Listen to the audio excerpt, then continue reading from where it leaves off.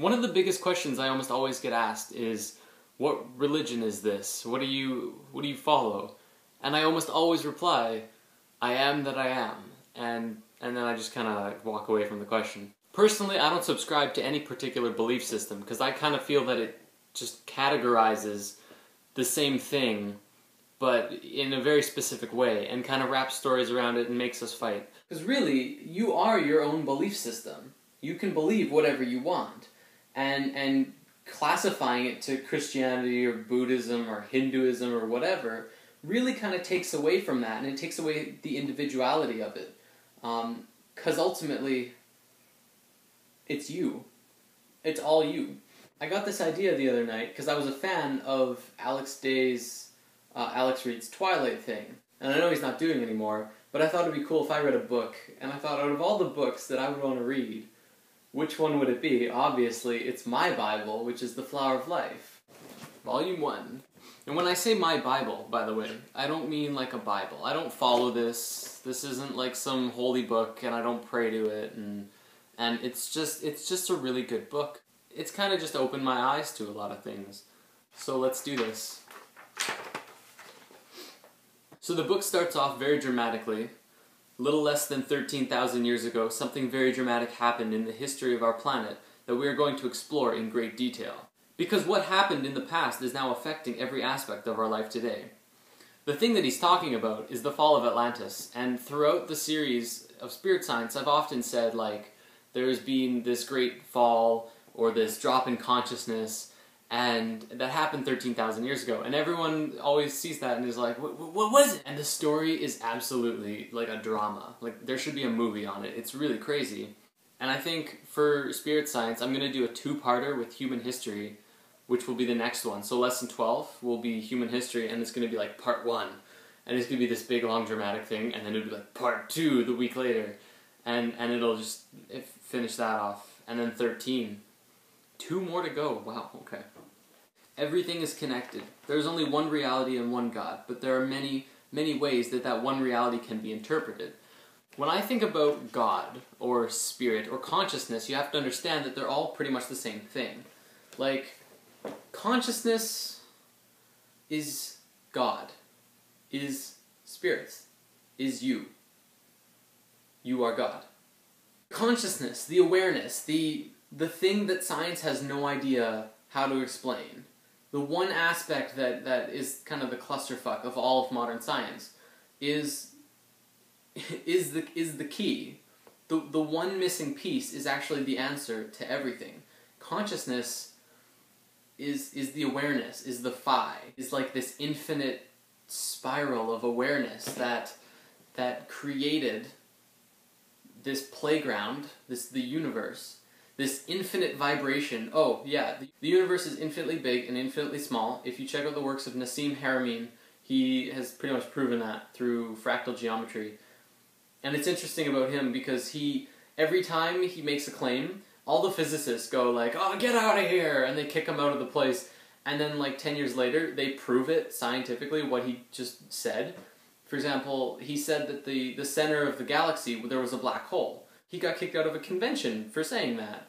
And then like 10 years later, they were like, oh my god, there's a black hole in the center of the galaxy, whoa! So he's done so much amazing work, that guy. So anyways, back to the original point. The flower of life and all of that, that's pretty much the pattern that spirit or consciousness made when it decided to move and create and inhabit itself in the universe. So that's kind of, I guess, what the universe is in my understanding. Consciousness created this infinite vibration, both expanding infinitely large and infinitely small, and inhabited itself into that creation. We are all one consciousness, not just humans, but animals and Adamus and beings in any level of vibration and conscious awareness. It's all one. We are all one, essentially. I should get back to this book. I've done one paragraph. Oh, right, so back to the original point. There's only one reality and one God, but there are many, many ways that the one reality can be interpreted. That was actually something that really changed my perception of things when I read not when I read that, but this understanding that it kind of talks about is that there's only one thing happening at all times, but we're living in this constant state of things happening.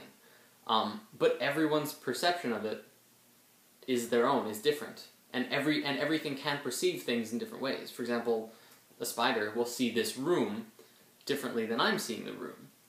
Obviously, I mean, this seems like common sense, but it also applies in between people. So when we always say, like, oh, he's wrong, you know, like, there's this big war between, like, Democrats and Republicans. For example, one side is saying, like, the other side is stupid, they don't understand anything, and the other side is saying, this is retarded, we need to, you know, they don't know what they're talking about. And every side is saying that the other side is to blame and everything's at fault and all of this stuff, but ultimately, there is no right or wrong. There's only one thing happening, and everyone's perception of that, of what's happening, is taking sides and fighting about it. And that applies to pretty much everything. And if you think about, I mean, there's a huge spectrum. I'm not going to go into it. But anyways, still on paragraph 2. Okay, well, this is interesting. There are certain realities that many people have agreed on, and these realities are called levels of consciousness. These levels of consciousness vary through species, but ultimately they perceive at the same level. In the case of humans, we have kind of a duality consciousness. We're not really connected to each other in that way, but we're still connected to the love, which is kind of what's keeping us alive. Because of this human situation where where we are disconnected from the rest of the universe, but also contain our connection to love and to God. We are being focused on. Apparently there's like over 250,000 different species in the universe. Not total, there's like infinite, but 250,000 species that are like paying attention to us right now, because what's happening here right now is very important to the evolution of consciousness. And that's a whole nother topic. We'll get into it later. Paragraph 3. It's just pretty much talking about the fall and how 16,000 to 13,000 years ago we plummeted through the dimensional levels, through various overtones, and landed where we are now, in this very dense state of being, where we don't know anything. It's pretty much like a one-way cut, too. Like, the higher levels are aware of us, we're not aware of them. Which makes it so weird talking about it, because then it's like, how do you know they're there? But through channeling, you do, and astral travel, you can visit them. So there's no doubt in my mind that all of this stuff is very real, because I've seen it, and I've communicated. And not just me, like, there's people all over the world. What's really cool about spirit science is all over the world, people are emailing me and posting and being like, I've had so many crazy experiences, and I've been out of body, and I've flown around the universe, and I've met spirit guides. Now it's talking about prana, which is the energy that takes the form of the dodecahedron out of the platonic solids. That's like prana. And prana is kind of, it's considered like life force energy, but it's kind of also, yeah, it's kind of just energy of the universe. Page 2, we're talking about the pineal gland a lot. It was kind of the third eye. It was a very important, now vestigial organ that we don't really use because it's kind of just shriveled up since the fall. But ultimately, it was kind of our eye into higher levels, higher dimensions. Because if you actually look at the pineal gland, it was Jacob Lieberman, who author of Light and the Medicine of the Future. He was studying it, and he found that it actually pretty much was an eyeball in the center of your head, well, like right in here. And it was aimed upward, which was the 90 degrees necessary to see into higher dimensions. And that's pretty much what it was. But not only that, but you also breathed prana through the pineal gland. So it was like a different way of taking in energy and sustaining yourself. And when we existed in higher levels of consciousness and higher dimensions, that's how we breathed. But within the pineal gland, even in its shrunken size, are all of the sacred geometries and understanding of exactly how the reality was created. It's all in there, in every single person. These understandings are not accessible to us now because we lost our memories during the fall, and without our memories, we started to breathe differently.